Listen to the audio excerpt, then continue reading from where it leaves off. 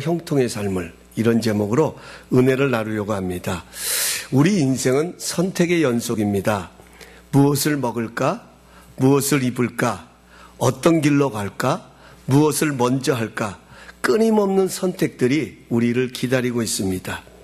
결국 우리의 인생은 올바른 선택이 형통의 삶을 살게 합니다. 오늘 본문은 올바른 선택으로 형통의 삶을 살았던 라합의 이야기입니다. 우리가 읽은 성경은 그녀의 직업을 기생이라고 표현을 합니다. 그러나 표준 세번역, 공동번역, 영어 NIV 성경 등을 보면 창녀로 표현하고 있습니다. 라합은 몸을 파는 창녀였습니다. 누구나 쉽게 접할 수 있는 그런 여인이었습니다. 오늘 두 명의 정탐꾼이 라합의 집을 선택한 것도 이런 조건 때문이었을 것입니다. 쉽게 투숙하고 쉽게 여리고의 소식들을 접할 수 있다는 이 점 때문에 라합의 집에 들어갔을 것입니다. 성경은 라합이 왜 어두운 인생을 살았는지, 왜 이처럼 불행한 인생을 살았는지 기록하지 않습니다. 비록 지난 날은 부끄럽지만 한순간의 올바른 선택으로 영광스러운 인생을 산 라합의 축복만을 설명하고 있습니다. 이 올바른 선택으로 라합은 여리고가 멸망할 때에 유일하게 구원을 입습니다. 또한 그녀의 가문을 통해 예수님이 탄생하시는 그런 영광스러운 가문을 이루게 됩니다. 마태복음 1장은 우리가 잘 아는 대로 예수님의 족보입니다.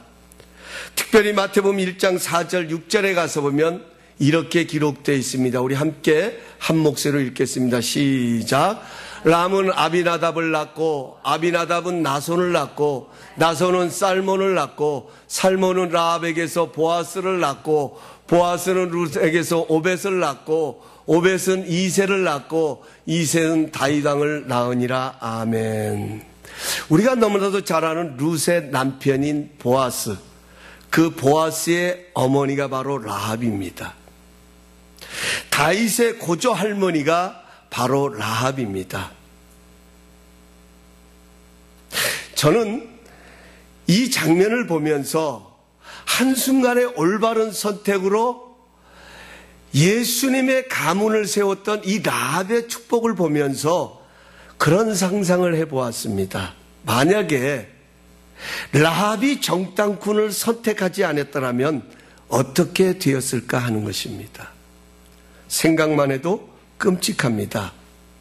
만약 이 기회를 놓쳤더라고 하면, 정탐꾼을 선택하지 아니하고 오히려 그 정탐꾼을 여리고 왕에게 내어주었더라고 하면 이 라합이라고 하는 여인은 평생 장녀로 그렇게 살다가 끝났을 것입니다.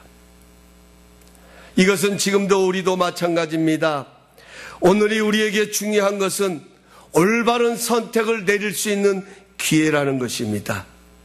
이 올바른 선택을 통하여서 지난 날은 어떻게 살아왔다 할지라도 영광스러운 축복된 인생으로 우리의 삶의 터닝포인트, 전환점을 만들 수 있는 것이 바로 오늘이라고 하는 기회인 것입니다. 우리는 올바른 선택을 통해 형통의 삶을 살게 됩니다. 우리는 우리의 삶에서 항상 올바른 선택을 내릴 수 있는 지혜가 필요합니다. 그럼 어떻게 항상 올바른 선택을 내릴 수 있을까요? 기생 라합의 올바른 선택에는 세 가지 중요한 요소가 담겨 있습니다. 우리도 무엇을 하든지 어떤 선택을 하든지 이 세 가지 중요한 요소는 항상 담겨 있어야 합니다. 첫 번째로 라합의 선택에는 믿음의 요소가 담겨 있었습니다. 히브리서 11장 31절에 보면 라합은 정탐꾼을 평안히 영접했다라고 말합니다. 여기 평안이라는 말은 갈등이 없이 평안하게, 그저 편안하게 아무런 꺼리낌 없이 그들을 받아들였다는 말입니다. 여러분, 라합은 이방 여인입니다. 여기 정탐꾼들은 오히려 적입니다. 그럼에도 불구하고 어떻게 자신의 목숨을 내어놓으면서 정탐꾼을 평안히 받아들일 수 있었을까요? 이거는 믿음이 없이는 불가능한 일입니다. 기생 라합은 이미 하나님께서 이스라엘 백성들을 위하여 행하신 그 일들을 듣고 있었습니다. 그리고 그 하나님을 믿었습니다. 라합은 먼저 하나님의 뜻이 이루어질 것을 믿었습니다. 그래서 오늘 9절에 가서 보면 이렇게 고백합니다. 여호와께서 이 땅을 너희에게 주신 줄을 내가 아노라. 당시의 여리고성은 가장 튼튼한 성으로 유명했습니다. 그 여리고성은 이중 성벽으로 짜여 있었기 때문에 아주 견고한 그러한 성이었습니다. 여리고 사람들은 그 성을 만들고 세우면서 절대로 그 어떤 세력도 그 어떤 것도 이 성을 무너뜨리지 못할 것이라는 그러한 생각을 가지고 이중벽으로 단단하게 그 성을 만들었을 것입니다. 절대로 이 성은 무너지지 않을 것이라고 자신했을 것입니다. 그러나 라합은 그러한 여리고 성도 하나님의 뜻에 의해서 무너질 것을 확신했습니다. 또 라합은 하나님의 신실하심을 믿었습니다. 아브라함에게 하신 약속대로 그 백성을 애굽의 바로왕의 손에서 건져내시고 그 약속의 말씀대로 절대로 바꾸시지 아니하시는 신실하신 하나님, 그 하나님을 이 라합은 믿고 있었습니다. 또 라합은 하나님의 능력을 믿었습니다.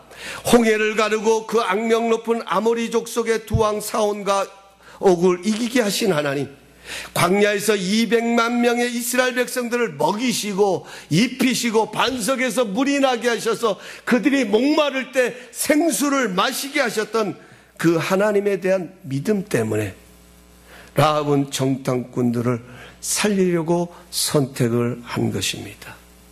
여기에 우리에게 주시는 아주 중요한 교훈이 있습니다. 비천한 여인을, 보잘것없는 여인을, 누구도 인정하지 않고 돌아보지 않던 이 여인을 위대하게 만든 것은 믿음입니다. 라합은 하나님을 신뢰하는 믿음 때문에 하나님 편에서 행동을 했습니다. 여러분, 믿음이라고 하는 것은 하나님 편에서 일하는 것입니다. 이것이 바로 믿음이라고 하는 것입니다. 하나님을 믿는 믿음의 관점이 연약한 여인으로 하여금 올바른 선택을 하게 했습니다. 우리도 마찬가지입니다. 우리도 어떤 선택을 하든지 하나님을 믿는 믿음의 관점에서 선택을 해야 합니다. 이것이 과연 하나님이 기뻐하시는 뜻인가? 이렇게 하는 것이 하나님의 말씀과 일치되는가? 이렇게 하는 것이 하나님의 영광을 나타내는 것인가? 이런 생각을 하면서 올바른 선택을 해야 합니다.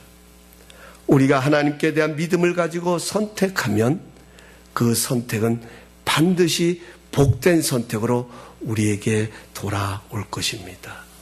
두 번째로, 라합의 선택에는 소망이 담겨 있었습니다. 두 정탐꾼들이 라합의 집을 찾은 것은 결단코 우연이 아니라 하나님의 은혜였습니다.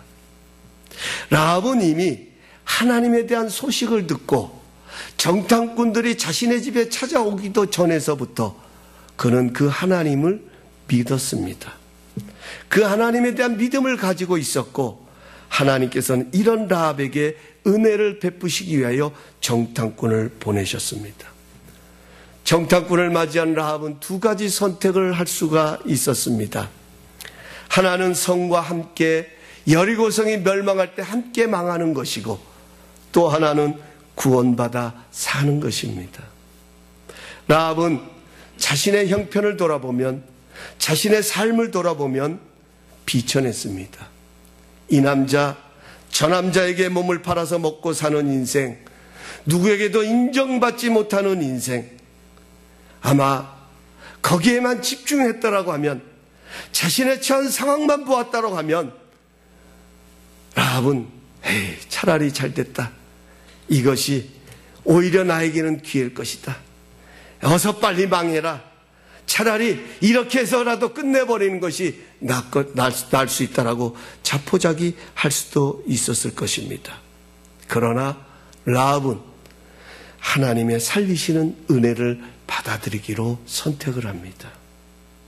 그래서 오늘 본문에 가서 보면 그러므로 청하노니 내가 너희를 선대하였은즉 너희도 우리 생명을 죽은 데서 건져내기로 이제 여호와로 맹세하고 내게 진실한 표를 내라고 말합니다. 사랑하는 성도 여러분, 우리들의 선택에는 항상 소망의 요소가 담겨 있어야 합니다. 나도 죽고 너도 죽고 죽이기로 작정하는 선택에는 절망밖에 없습니다. 그러나 살기로 작정하는 선택, 살려주기로 결심하는 선택, 이런 선택에는 언제나 소망이 있습니다. 그러므로 우리가 어떤 일을 할 때, 어떤 일을 선택할 때에 이것이 살리는 일인가 아니면 죽이는 일인가, 이것을 먼저 살펴보아야 합니다. 하나님은 살리시고 구원하시고 치료하시며 건지시고 보호하시는 하나님이십니다. 하나님께서는 모든 사람들에게 은혜를 베푸시기를 원하십니다. 이 하나님의 은혜 가운데 들어가는 사람들은 항상 소망이 넘치는 선택을 해야 합니다. 비록 지금의 나의 모습은 어떠하다 할지라도, 아니 지금까지 살아온 나의 모습은 어떻다 할지라도 하나님의 은혜의 자리에 들어가는 나는 소망을 가지고 그 은혜의 자리에 들어가야 합니다. 입술의 말에 소망이 넘쳐야 합니다. 언제나 그 소망이 넘치는 사람이 가지는 생각은 망하는 것이 아니고 흥하는 것입니다. 항상 소망이 넘치는 생각 속에는 생명의 능력이 넘쳐나는 것입니다. 왜냐하면 부활의 영이, 부활하신 예수 그리스도의 영이 그들과 함께 하시기 때문입니다. 기생 라합이 위협을 무릅쓰고 두 정탐꾼들을 숨겼다가 살려보낸 까닭은 그녀 자신 가슴 속에 있었던 소망, 삶에 대한 소망, 나는 하나님으로 인하여 살아야 된다라고 하는 그 소망, 그 하나님의 은혜를 받아 살기를 원하는 강렬한 소망 때문에 그는 자신의 목숨을 내어놓고 두 정탐꾼을 살리는 선택을 하게 됩니다. 소망이 담겨있는 선택은 언제나 올바른 선택입니다. 바로 그 선택이 우리를 복된 자리로 이끌어 갈 것입니다. 세 번째로, 라합의 선택에는 사랑의 요소가 있었습니다. 오늘 본문에 가서 보면 내가 너희를 선대하인즉 너희도 내 아버지 집을 선대하여 나의 부모와 남녀 형제와 무릇 그들에게 있는 모든 자를 살려주어 우리 생명을 죽는 데서 건져내기로 이제 여호와로 맹세하고 내게 진실한 표를 내라. 내가 너희들에게 이렇게 했은즉 너희도 나에게 분명한 표를 주는데 그 표의 내용이 뭐냐? 내 형제, 내 부모, 그에 속한 모든 사람들을 살려내라는 것입니다. 여러분, 라합은 그녀의 가족들에게 있어서 어떤 존재였을까요? 여러분, 아무리 오래된 이야기라 할지라도 장녀라고 하는 것은 가족들에게 있어서 결코 자랑스러운 존재가 될 수 없었을 것입니다. 어찌 보면 가족들의 마음을 아프게 하는 부끄러운 존재였을 것입니다. 좀 심하게 이야기하면 라합이 부모와 남녀 형제들의 집을 방문해 본 지도 벌써 여러 해가 지났을지도 모릅니다. 라합은 부모를 생각하면, 형제들을 생각하면 한쪽 마음에는 미안함도 있지만 다른 한편으로는 원망스럽기도 했을 것입니다.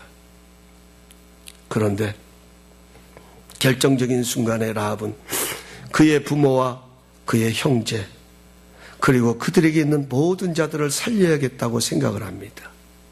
이것은 바로 사랑의 선택입니다. 그들이 나에게 어떻게 행했다는 그것이 아니라, 비록 내 모습은 이랬고 나에게 주어진 상황은 이랬지만, 그러나 라합은 사랑의 선택, 가슴 속에 남아있는 가족에 대한 사랑이 그로 하여금 정탐꾼들을 살려서 보내게 했던 것입니다. 올바른 선택에는 언제나 사랑의 요소가 있어야 합니다. 하나님께서 그의 아들 예수 그리스도를 사람이 되게 하시고 우리의 죄를 짊어지고 십자가에 죽도록 선택하신 까닭은 우리에 대한 그분의 크신 사랑하심 때문입니다. 우리가 어떤 결정을 내릴 때에 내가 선택하는 이 일에 사랑의 요소가 들어있는가 항상 진지하게 물어보아야 합니다.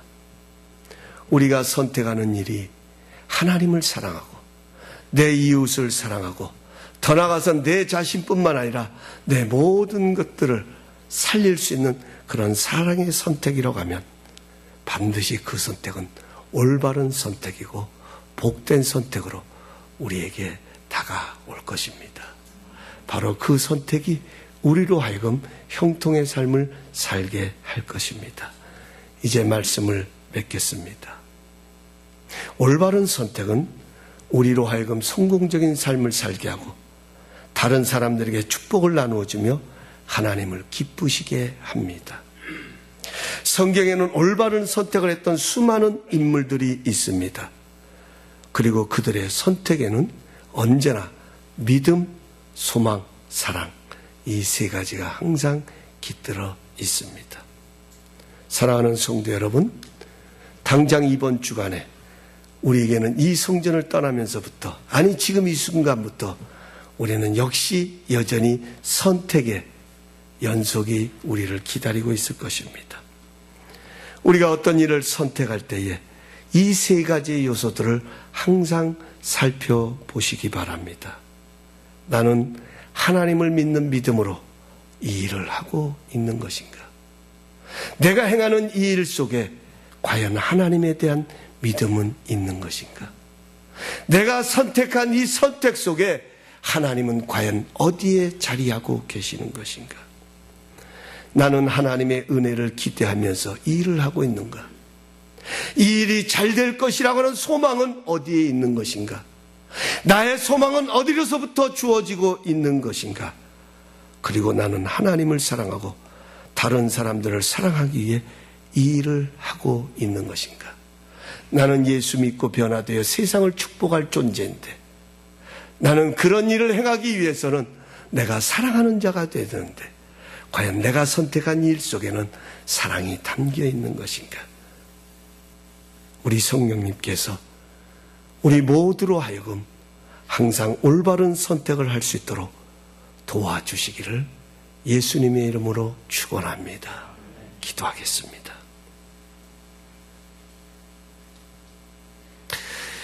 이제 우리 성찬 예식을 거행하기에 앞서서 오늘 주신 말씀을 붙들고 우리 기도하기를 원합니다.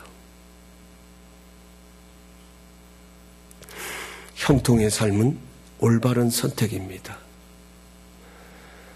신분이 중요한 것이 아니라 조건이 중요한 것이 아니라 상황이 중요한 것이 아니라 성경은 올바른 믿음의 선택이 올바른 소망의 선택이 올바른 사랑의 선택이 하나님의 축복을 불러오는 형통의 삶을 살아갈 수 있다라고 말씀합니다. 오늘 이 시간 우리 기도하실 때에 우리의 선택 속에 하나님을 향한 믿음이 더해달라고 우리의 소망은 하나님께로부터 주어지는 그 믿음을 담아서 사랑함으로 이 모든 일을 이룰 수 있도록 우리 한번 기도하면서 성찬을 준비하겠습니다.